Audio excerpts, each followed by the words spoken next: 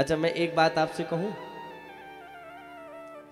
ये जो गिरिराज पर्वत है ना, जिनको हम पूजते हैं, मानते हैं, कभी आपने विचार किया कि ये इतना बड़ा पर्वत बिना किसी ब्रेक के, या कहा जाए तो बिना किसी तोड़ के, सीधा अनवरत पर्वत जो है, इतना कोस का पर्वत यहां कैसे आया? कहां से जन्म हुआ? अब इसी वृंदावन मथुरा के 84 कोस के क्षेत्र में ही क्यों? पता है, वो वृंदावन में, गोवर्धन में वो पर्वत जो है ना, वो निर्जीव नहीं, वो सजीव है। आओ हम आपको उसके जन्म की कथा सुनाते हैं। एक बार प्रेम से कहो राधे राधे। ये गोवर्धन द्रोणागिरी पर्वत का पुत्र था।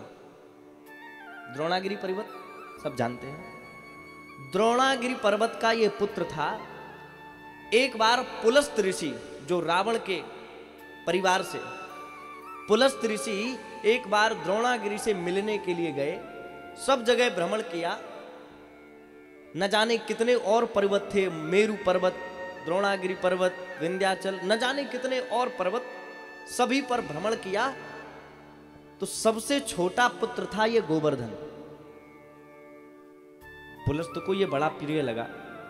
बड़ी सुंदर शाखाएं, बड़े सुंदर सुंदर से पहाड़, बड़ी सुंदर सुंदर सी लताएं, बड़ा प्राकृतिक अनुभव। पुलस्त को लगा कि इसी में प्रार्थना करी जाए, तपस्या की जाए, साधना की जाए। अब तपस्या साधना की कैसे जाए? क्योंकि ये पर्वतों की श्रृंखला में, यहां मैं बहुत अधिक दिन नहीं रह सकता। पुलस्त ऋषि ने द्रोण ऋषि की, द्रोण पर्वत की बड़ी तपस्या की। प्रसन्न हो गए द्रोण पर्वत। आग्रह करके कहा, महाराज मांग लीजिए, क्या चाहिए? पुलस्त ऋषि ने हाथ जोड़ के कहा, महाराज अगर देना चाहते हो तो आप हमें अपना छोटा पुत्र गोवर्धन दे दो। द्रोणगिरी ने कहा, महाराज ये हमारा बड़ा प्रिय पुत्र है और इससे अत्यधिक स्नेह है, आप कुछ और मांग लो। पुलस्त ऋषि ने कहा, महाराज बस वही चाहिए, यदि आप देना चाहते हो तो वही दे दो, अन्यथा तो मैं जाता हूं। अब जब कामना की तो प्रसन्नता के अब फल स्वरूप देना ही चाहिए। अपने पुत्र को बुलाया, तुम्हें इन महात्मा के साथ जाना है। गोवर्धन को बड़ा बुरा लगा कि पिताजी की आज्ञा है और मैं इनसे दूर जा रहा हूं। मैं पर्वतों की श्रृंखला से दूर न जाने कहां रहूंगा, कोई एक भी पर्वत नहीं होगा, मैं अकेला रहूंगा। द्रोणागिरी ने कहा, क्या तुम्हें अनुकूल लगेगा? आपकी आज्ञा है तो मैं सब जगह जाऊंगा, परंतु मेरी एक शर्त है। क्या? मुझे जो महात्मा जी लेकर जाएंगे वो मुझे एक बार जब उठा लेंगे, मैं उठ जाऊंगा, जहां रखना चाहेंगे वहीं रहूंगा, परंतु अगर मध्य में, बीच में कहीं इन्होंने रखा तो मैं दोबारा उठूंगा नहीं। पुलस्त ऋषि ने कहा, इसमें कौन सी बड़ी बात, हमारी बाहों में बहुत क्षमता है, मैं अपनी शक्ति से उठा लूंगा।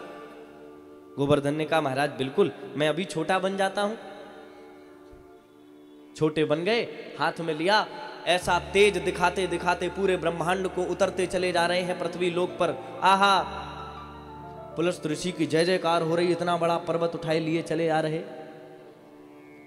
पता है, गोवर्धन जब ब्रज 84 कोस की सीमा में आया तो उसे लगा कि मैं कितना बड़ा अभागा हूं। जिस 84 कोस की सीमा में वो परब्रह्म परमात्मा को नीचे उतरना है, मैं उस क्षेत्र से ऊपर ऊपर से गुजर जाऊंगा, ये तो अपराध है हमारा। और मैं एक बार वहां रह करके कुछ नहीं, मैं अपराध तो कर ही दूंगा, मैं इनके साथ अगर नहीं जाऊंगा, परंतु इस अपराध में यदि मुझे भगवान की वो बाल लीलाएं, वो बचपन की लीलाएं यहीं बैठकर दर्शन करने को मिल जाएंगी तो मेरा सौभाग्य होगा। गोवर्धन ने अपना वजन बढ़ाना प्रारंभ किया। 84 कोस की सीमा में भ्रमण करते करते निकले जा रहे थे। लग रहा था कहीं 84 कोस की सीमा पूर्ण ना हो जाए। इतना वेग, इतना वजन बढ़ाया, स्थिति ये हुई पुलस्त ऋषि को वेग हुआ, लगा थोड़ी देर रख देवे हाथ को, थोड़ी सी तसल्ली, वो याद भूल गए कि ये उठेगा नहीं, और उन्हें क्षमता पर भरोसा था मैं उठा लूंगा। एक स्थान पर निर्झर वन में जाकर रख दिया।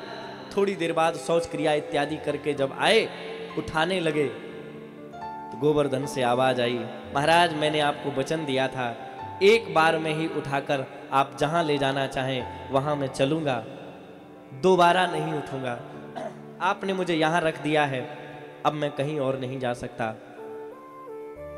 पुलस्त ऋषि ने प्रार्थना की, मेरे आग्रह पर मेरे साथ चलो, इतनी दूर से यहां तक लाने का मेरा सारा उद्यम व्यर्थ हो जाएगा।